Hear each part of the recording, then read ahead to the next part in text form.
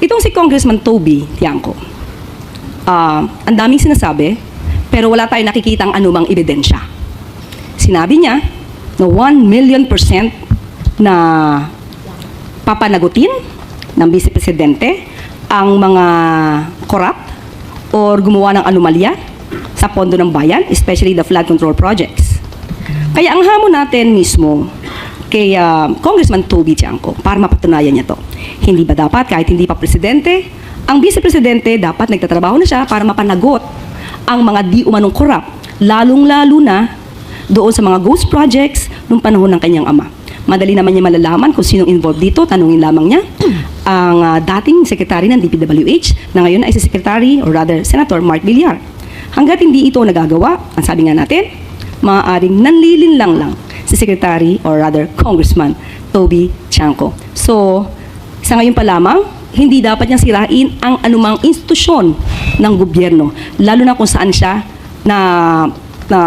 nakakasama or where he belongs, di ba? Sa institusyon where he belongs. Hindi dapat niya sinisiraan, lalo na wala siyang ebidensya. Kawawa ang mga Pilipino sa mga taong puro fake news ang inihahatid sa atin. Katulad ng sinabi ng ating Pangulo sa kanyang mensahe, iwasan po nating magbigay ng fake news. At kasama na po kayo doon, Congressman Toby Tiangco. Sino ba ang tinititigan niya?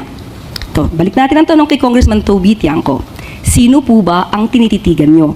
Kasi marami naman po na nai-involve sa mga anomalya at sa korupsyon, pero nililihis niyo ang inyong mata.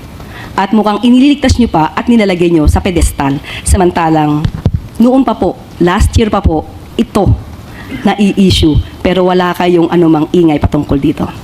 At sinasabi lamang niya, millions compared to billions. Ibig bang sabihin, kapag mas maliit ang halagang di umanong ninakaw, ay wag nang pansinin. Ganun po ba ang nais ni Congressman Toby Tiangco?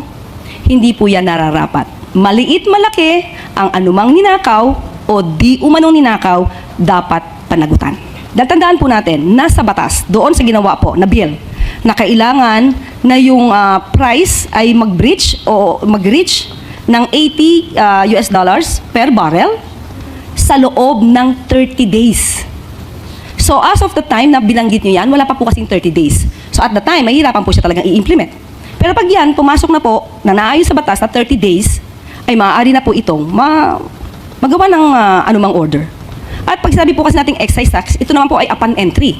So pag sinabi nating upon entry, wala po tayo, if ever, wala tayong maaangkat na langis, so hindi ma-exercise yung pag-reduce at pag-suspend ng excise tax.